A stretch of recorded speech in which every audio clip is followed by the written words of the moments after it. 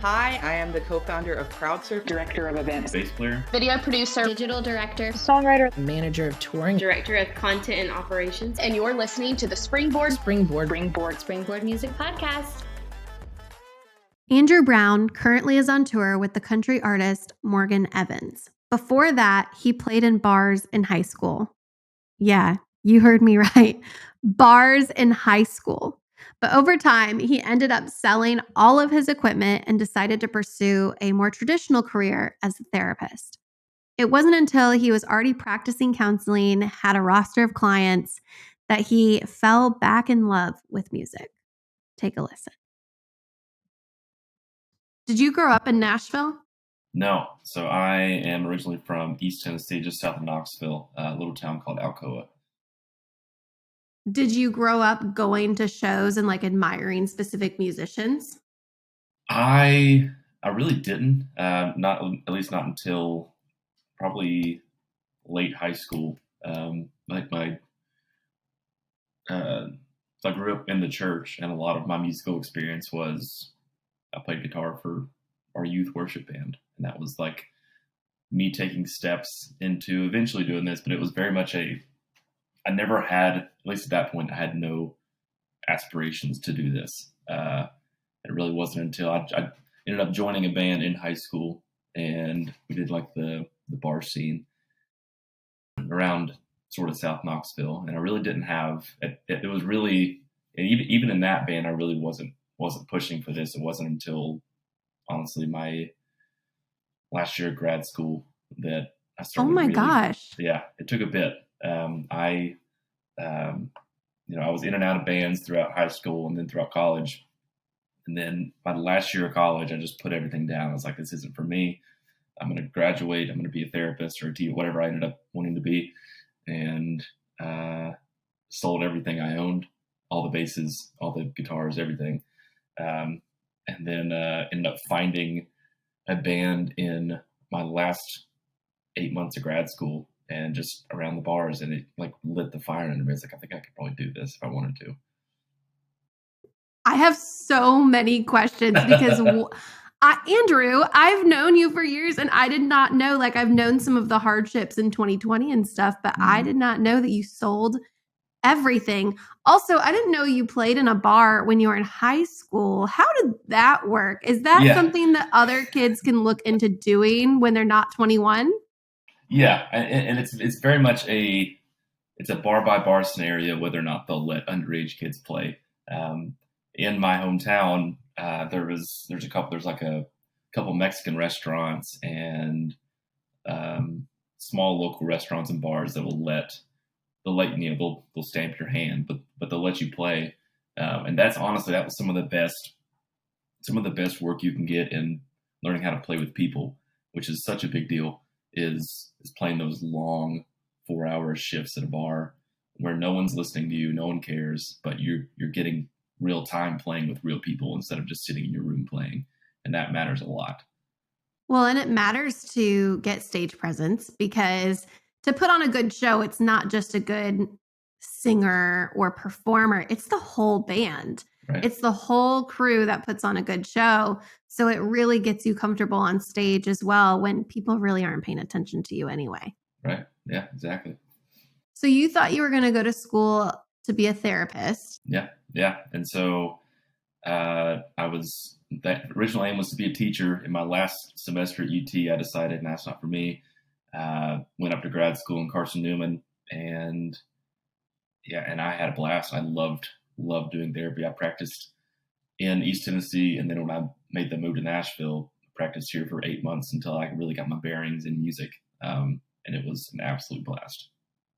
What made you sell everything? What from like playing in bars, loving it with this band, to then like, why did you not think you could pursue it? Why did you think you had to go to just selling all your stuff, very expensive things, and like just throw it all away? What happened there? That's a good question. I think I just at that point had sort of resigned myself to. So I'd left the band I was with in college. I'd left my hometown for the first time. I actually moved out of my parents' house.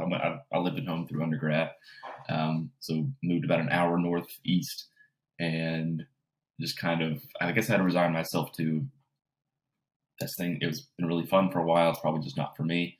I did find a love in therapy, so I was like, let's give this a shot and see if it really gives me the juice. And yeah, so I it probably had something to do with bills too. Again, living on my own for the first time, and so I just got to the point where I was like, I'm not using this stuff. I don't need it. And yeah, it really wasn't until I found that other band in that last year of grad school that I just went back out. I got a cheap bass, started playing again, and the rest is essentially history.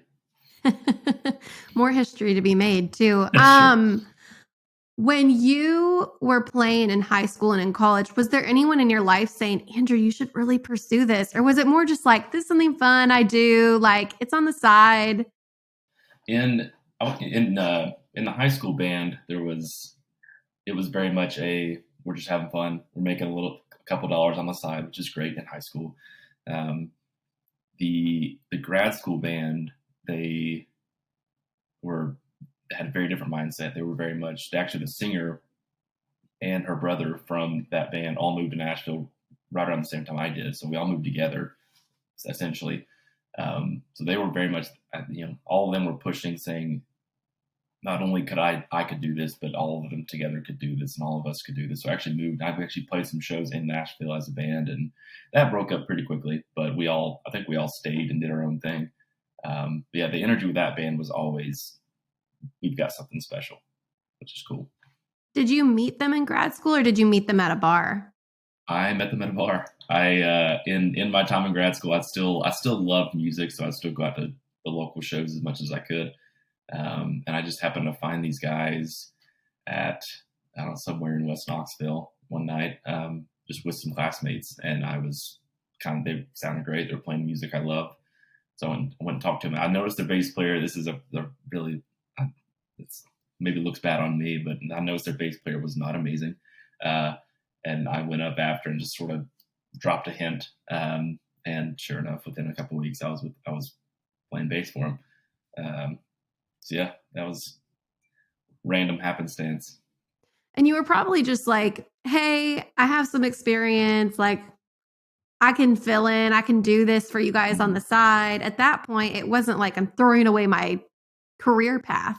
No, yeah, it was very much like I knew. So as school goes, all your classes are during the day and the week, and the only time they're playing anyway is weekends. It was very easy to just say, I could hop in here, maybe help the sound a little bit, and make a few $100 extra bucks on the weekend. Because at this point, I'm doing grad school, and I'm working the 4 to midnight shift at a residential facility for kids, and so I had very little free time, but what free time I did have, I spent with these guys.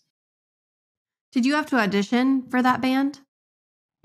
Loosely. So I sort of made friends with them first. We ended up going to a guitar shop or a pawn shop just south of Knoxville, and because the guitar player was looking for a guitar, I just happened to pick up a bass there because I didn't have a bass at the time, and I just wanted to try it out. So I plugged it in, started playing in front of them. They very quickly were like, okay, I think we need to make a change here, which was, again, I wasn't trying to do that.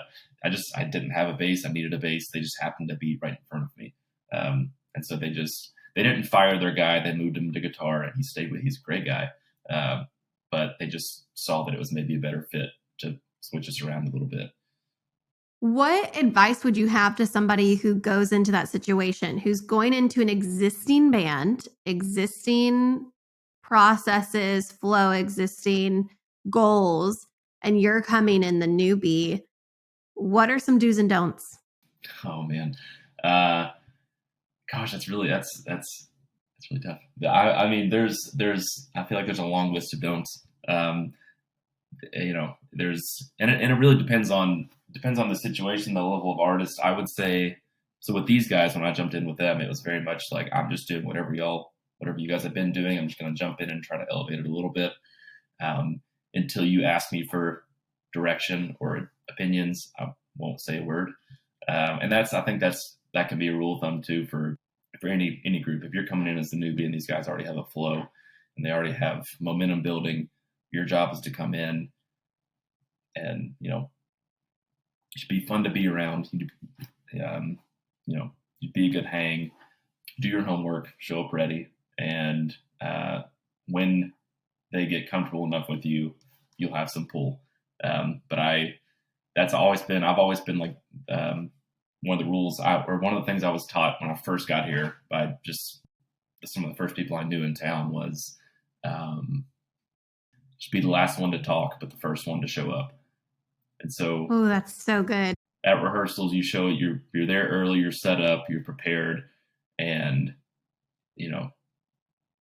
just let your instrument do the talking for you, pretty much. As long as you're prepared, as long as you show up ready and are a nice person, it should be smooth sailing. And at some point, they will notice that and continue to ask you for opinions and help and such. And how do you prepare? Is it as simple as just looking at the chord sheet and practicing a million times in your room? It is. I think everyone's process is different. For me, I will. I like to write charts. I learn by doing, and so I like to do it a few different ways, all in sort of an order. And so I'll listen to the song, as the song's playing, I write a chart out. I will then come back to the song, looking at the chart, and play it down. Put the chart away, play the song again, see if I can nail it without the chart. And then if I can't, I pretty much repeat until you can get it without the chart. Because that's another big thing for Nashville artists specifically, is that it's pretty frowned upon to have like an iPad on stage, or to have the paper, like a legal pad on stage. In the early days, I did that a couple times, and it doesn't feel good either, because you don't get to connect. You're looking at a thing instead of the people you're on stage with. And so for me, the process is I write the chart to really ingrain it in my memory, and then I play it until I don't need it. Band breaks up. Are you still practicing therapy? At what point were you like, all right, I want to throw everything I've invested in career-wise away and just play bass for the rest of my life? Yeah. It was a big, so I actually I put a deposit on a house in Nashville the day, or I didn't put the deposit down. I reached out to a house in Nashville to come see it the day I got my diploma from grad school. And it was very much it was like 2 weeks out. And I said, cool, I'm gonna give this 2 weeks, really sit on it. And I'm also in the meantime, I applied for a job in Northeast Tennessee that would have been an excellent fit. It was actually the first place I worked at, but it was as a services director. It was a high position that I did not deserve. I basically said, I'll go interview for this, but I'll also I'll set up a meeting for this home in Nashville. I'll see how they both go, because I'm 23. I'm young enough to do it, or at least try it, and see what happens. So I did interview at that place. They took a look. I liked the idea of it. I liked the job. They took a little bit too long to get back to me, and so I had already seen the house in Nashville, and I just had a feeling leading up to this that it was going to be that I needed to just do it. And like, if I was ever going to do it, it was then. And again, by this point, I've been with this band for probably nearly a year, and I've been heavily back in music. I've been playing out a lot, and I also made a couple small connections in Nashville. And so it was just time to do it. And so I was lucky to be working with a company that I could just I could transfer my practice from East Tennessee to Nashville. And so I moved into a house that was a half mile away from my office, and I worked in-home counseling for 8 months, and then was able to, but in the meantime, going to shows 6 nights a week and meeting people and connecting. And after those 8 months, I was making just enough to pay bills, and I thought, okay, I should just leave the therapy job, see if I can do it. And that was December 1st of 2016. So it's been good ever since. High months and low months, though. Where do you go from there when the band breaks up? it was, like I said, it was a lot of um, going to shows and connecting and saying yes to everything. It was there was a period of time where actually did my first gig on the road while I was still in therapy, or was still practicing as a therapist. And I didn't get paid much, but I got paid to play music somewhere that's not in Nashville. That was my first time. And so that was huge, but it was really just, it was going out to shows, saying yes to, I played some shows on Broadway, played some shows in town locally, smaller club venues, and found my way in November into some recording sessions, which for a long time was the thing I really wanted to do. And stuff just sort of started to snowball, and I started making friends with people who were busy, and that it just kind of became enough to sustain my very skim lifestyle at the moment. What did your family think of this? When you're like, hey, I know I already kind of have a career, but yeah, it's no longer. Yeah, it took them a while to come around. I think I let this out. So there was a time in high school where I'd met a couple people in Nashville who were in music, and it was I was not good enough to come to Nashville. I was not, definitely wasn't making enough money. And I told my parents, I'm going to move to Nashville. I'm not going to go to college. And they were like, not doing that. I am glad they shut that down, because I think this would have turned out a lot differently. But it took probably a couple years for them to really see how I could actually do in this. Because like if I was my parent, I would also be freaked out, and I would say, you just spend a lot of money on 2 big degrees. You have job security forever because you're a male therapist. What are you doing? And there were a lot of conversations. They were very graceful about it. They were not trying to talk me out of it, but they were just concerned, and I appreciate that. But it, after they came around, they've been the most supportive. And I don't think they were not supporting me. I think they were supporting me as best they could just by being concerned. But they have, if you look at them now versus what they were 6 years ago, it's very, very different in a good way, because they've seen that I can kind of, properly support myself now. What was your first big gig? Did it come after December 1st, 2016? And how long after, if so? Oh, man. First big gig. I'm not even sure I can.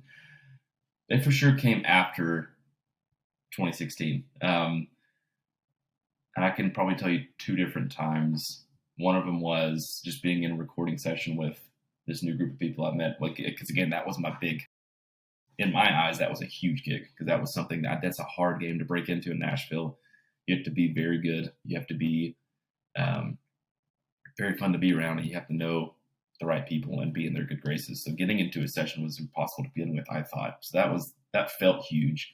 And then beyond that, I think probably 2018, and I don't know if it was just one big gig, but 2018, I was out more than I was in Nashville. I was out with Crystal Bowersox and who else did I go out with? A band called the Roosevelts, and it was basically this from early spring all the way through summer. It was just a tour after tour after tour, so it wasn't really one big gig, but it was it was just being busy for me. Just felt like I'd made it pretty much, because that was like the first stretch of time where I really was starting to feel really comfortable financially, really comfortable career wise. I felt stable.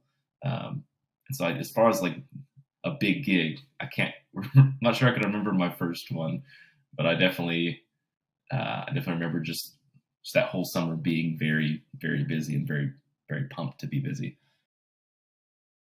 If you're on the road and you have a life partner, how do you create balance? How do you create boundaries? What are some things you set in place or hope to set in place, or advice you've gotten in that realm? Yeah, that is a challenge that I'm still trying to figure out because that 2018 year, the top of that spring was when I met my now wife, and we started to date. And again, we had our first date, and then I left for 4 months, and that was not easy.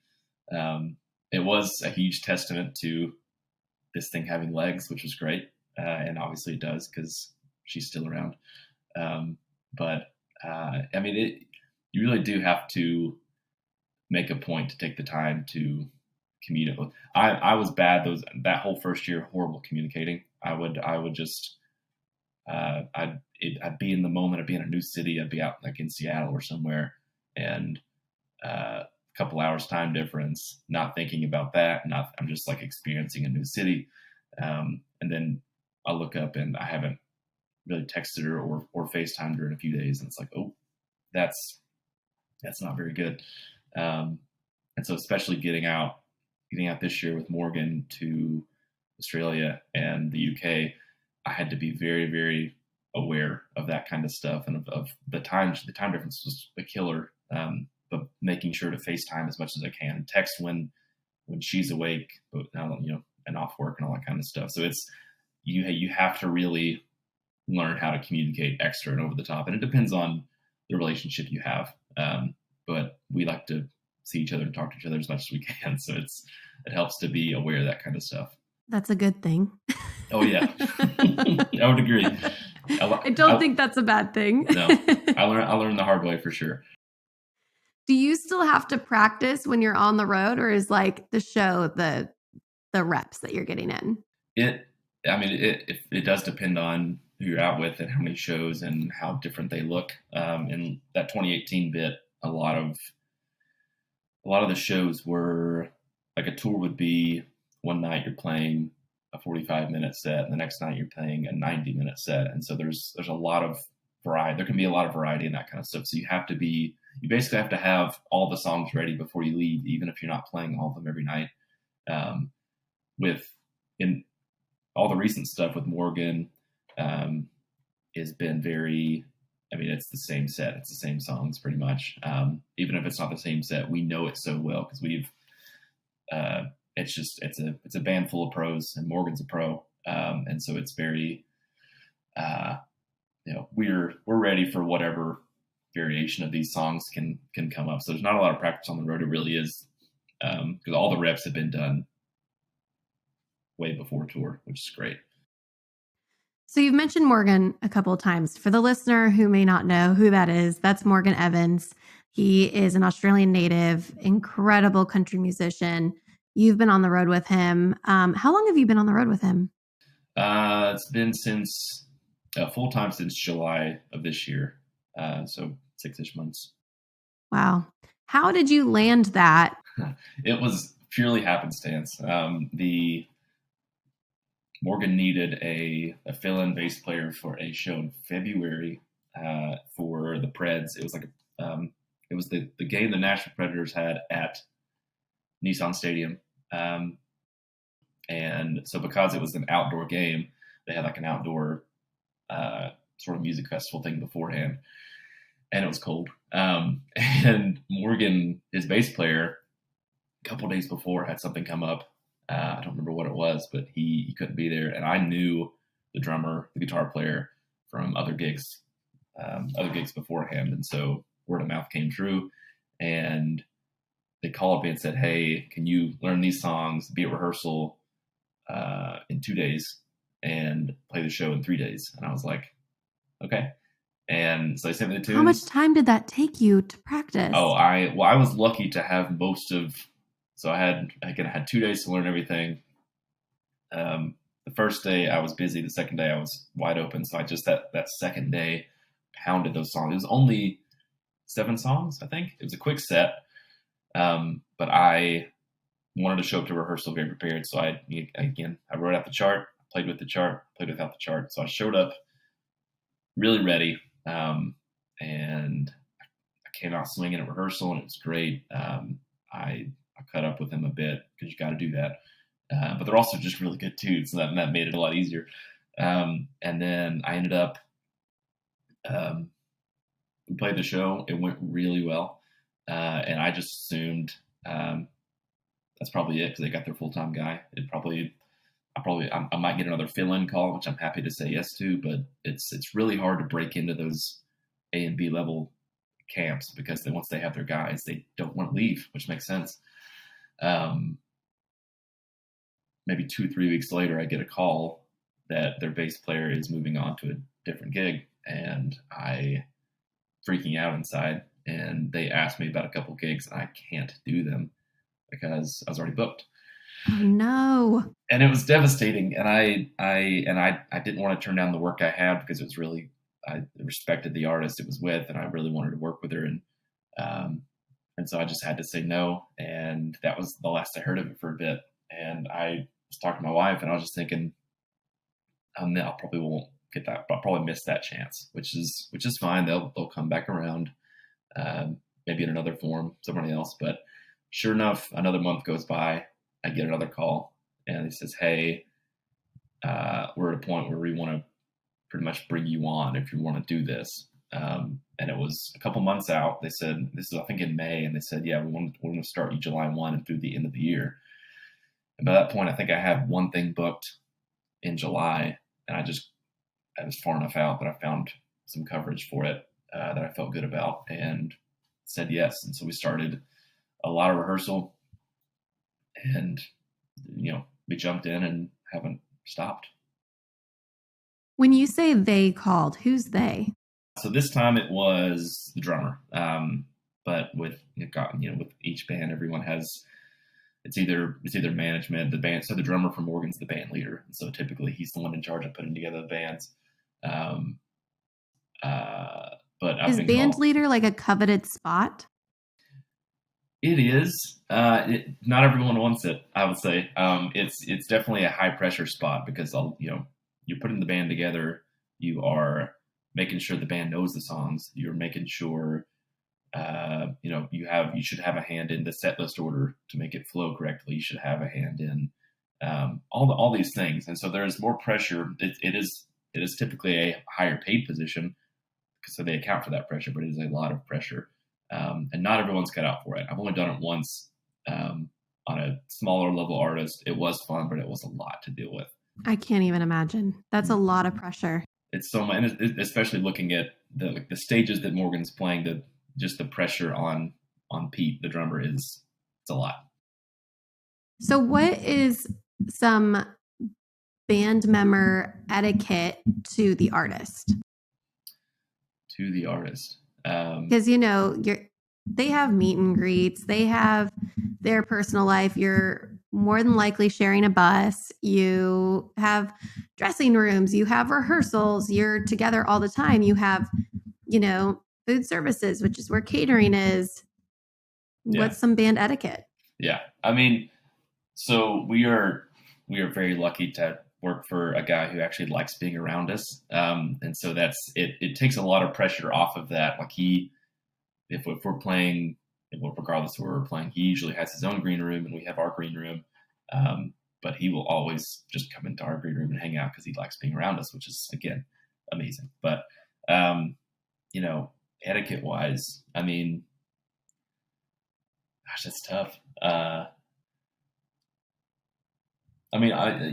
would say it goes the same with just your band members. Like, respect everyone's space. Everyone, especially if you're on the road, like, not everyone handles that differently. I did a run with Stephen Day last fall, and it was 8 weeks out, not coming home anytime, and it was incredible and challenging. But you learn a lot about the people you're with when you're in a Ford Transit for 8 weeks.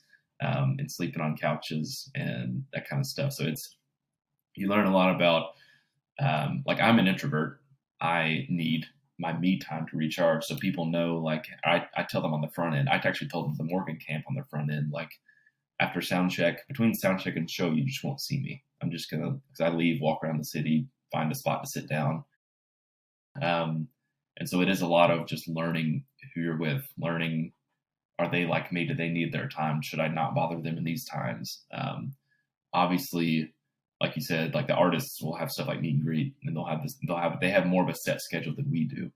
And so respecting that, respecting when they're obviously preparing for something, like if the artist is in the green room and he's running songs, give him the space. And there's a lot more pressure on them than on us, because 80% of the crowd is looking at him or her and not us, and that matters a lot. So just allowing him or her to have, especially on a show day, to have their time however they want to spend that is super important, because they have the pressure. Similar question, soundcheck etiquette. Oh, yeah, this is one that a lot of people have to learn the hard way. Don't play unless you need to.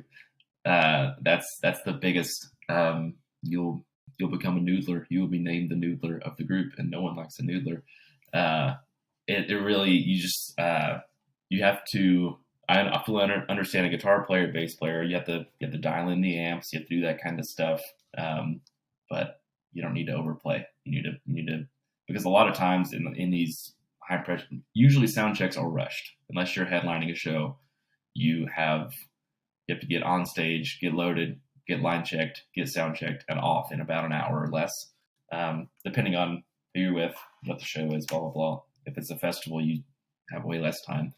But I've seen like 15-minute, 20-minute sound checks. Oh, it's wild. Yeah. And so if you're the one person who's just ripping the whole time, you're causing everyone else to have less time to get actually get themselves fully dialed to where they can hear. And and so you rarely see, I feel like in the A and B level artist era, you rarely see people who are wasting sound check time, because everyone understands, like, you've got to move if you want to be able to hear yourself and the others, and you want the front of house to sound good. You got to be ready, and you got to be paying attention. I think paying attention is huge, because like you said, you're doing the amps, you're plugging in, you're getting situated, you're getting comfortable, you're getting your in-ears in or whatever. But then, yeah, I think just remembering, like, you're not going to be forgotten during sound check. Right. Everybody is aware you're on that stage, and everybody wants to be sure you sound good and that you can hear everybody. Yeah. But just wait your turn. Yeah. Everyone's there for the show to sound good. Like, no one is on that stage thinking, you know what, I really don't want this. I don't want us to sound good out front today. And so it really is just, you got to pay attention and be aware of how much sound space you're taking up, and make sure you're playing when you need to play, and then letting others do their thing when they need to. And being kind to your front of house and to your monitor guy or gal. Like, you don't want to be that jerk that just barks what you need. Right. I've seen several high-level artists be so kind and just so gracious of, like, hey, can I have more of this, please? Or, hey, I need a little bit more of this, please, rather than, I can't hear this. Right. Always say thanks. Always say please. It is another person, and if you were in their shoes, you want the same things. Especially if you're playing an overseas show and you have somebody you don't know running. Like, if you don't have the money to bring over a front of house guy or a monitor guy, this is a stranger to you. He or she may not know your music, so be graceful.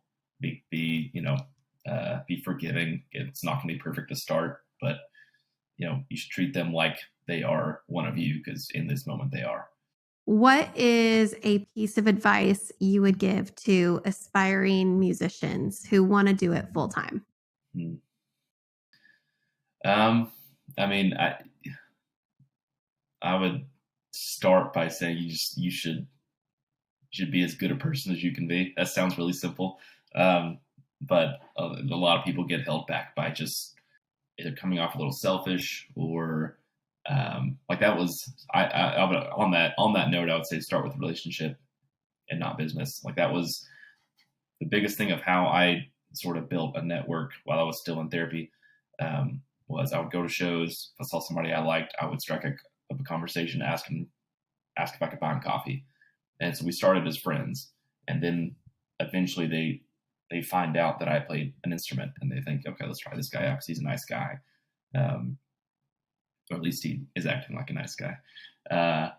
But yeah, so you got to be good to be around and show up prepared. That's been the biggest killer for. So I have a list of people I will call if I can't do a gig, or if I every now and then I get called from someone who's a band leader who needs a guitar player reference or a drummer reference.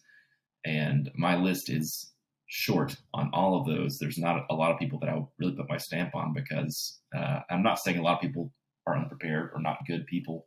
I hold people to a very high standard if I'm going to put my stamp on them. And the biggest part of that is showing up prepared. You should show up to rehearsal and know the music even better than the artist does. And that's huge. That is at least for me, has been where I've found the most success, is being I may not be the most talented in the room, but I am on time or early to rehearsal, and I am the most prepared.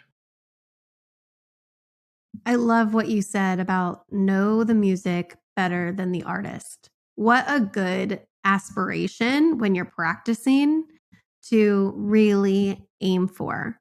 What is a myth or a misconception people have about being a professional musician for an artist? I think a common misconception is, if you are touring with an artist, you are always, one, you're always going to be on a bus, and two, you're always going to be comfortable. There are more uncomfortable moments and rides and drives and flights than I can count.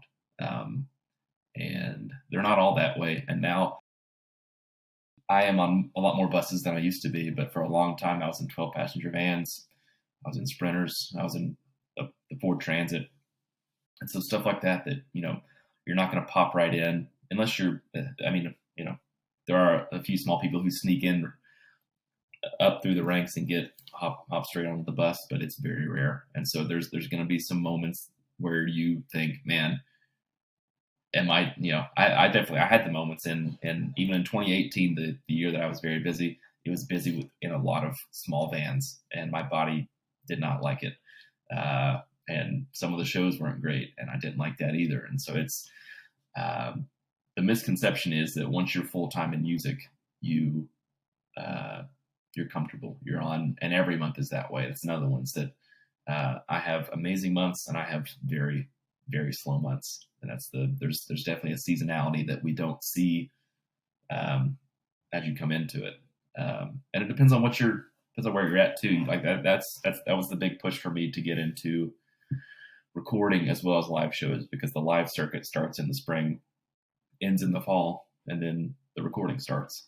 So the artist can get out of a record for next year's tour. And so it's, I'm just rambling now, but I think I'd say the two biggest misconceptions I've seen is that you're always gonna be comfortable and you're always gonna be busy once you're full time. That's just even I'm playing large rooms and doing a lot of things, but I'm slow this month, and that's a weird thing to swallow sometimes. I'm sure your wife appreciates it though. Oh yeah, she does. She does. Just being back in the States is a blessing for both of us, really. What is something that high schoolers or college students can be doing now if they have a goal to be you or in a position like you in the future? Two things. One, get out and play with people, as many people as you can. Learn what you like, what you don't like, learn what you're good at and bad at. I learned a lot playing with the bands in Knoxville, because I got lucky with a great drummer, but he was a busy drummer. He played a lot of notes, and that I learned quickly that's not quite the thing that I wanted. Well, I don't know. I hadn't played with a lot of drummers at that point, and so I learned a lot about my own playing while playing with him. The other thing is you need to be going to shows. It doesn't have to be local Nashville shows or whatever, but you should be playing and learning as much as you can, and you can do that by watching others play. Because just the same as I learned things about myself by playing with a drummer, watching a different drummer, watching a different guitar player, bass player, you'll learn things about yourself too, or you'll learn new things that you like. And that's so, like, if you're not in a music hub, Nashville, Chicago, LA, wherever, you can still find ways to play with people. You can still find ways to go out and watch shows, and you're not without having to spend so much money on a big arena show or something like that. Well, and thanks to the digital age, you can watch concerts from your home. So Yep. watch those bass players or those guitar players or Right. whoever it is from your screen. But watch live performances is really what you're saying, right? Yeah, because I mean, it depends on if that's what you want to be doing. I thought for a long time that my end game was only to be in sessions, and I still love sessions. But I've found myself in a win-win-win live scenario where the guys are amazing, the music is amazing, and so it's I'm not going to say no to this guy ever, because it's just a really, really good gig, and it's just full of good people. And so there's, that's the other thing is you probably won't end up where you expect. After this gig, if there isn't after this gig, hopefully there's not. Hopefully this gig just goes up. I may end up back in sessions, but I don't know. Do you believe you're living the dream? Yeah, I mean, I believed I was living the dream 6 years ago. Just to be able to, even on the low months, to be able to not have a day job, quote unquote. And I get to go to shows in this crazy town, and meet new people who are challenging me musically and challenging me as a person. I mean, there's no other place I would rather do this. And just the fact that I'm still able to do it after 6 years is still kind of blowing my mind a bit. I hope this episode resonated with so many of you. I think being a touring musician is something that a lot of people dream about, but have no clue where to start. Maybe that's your story. Maybe you've always had this passion for playing the drums or guitar or piano or singing. Maybe this is your sign that it's not too late. Everybody has a timeline. Maybe your timeline starts now.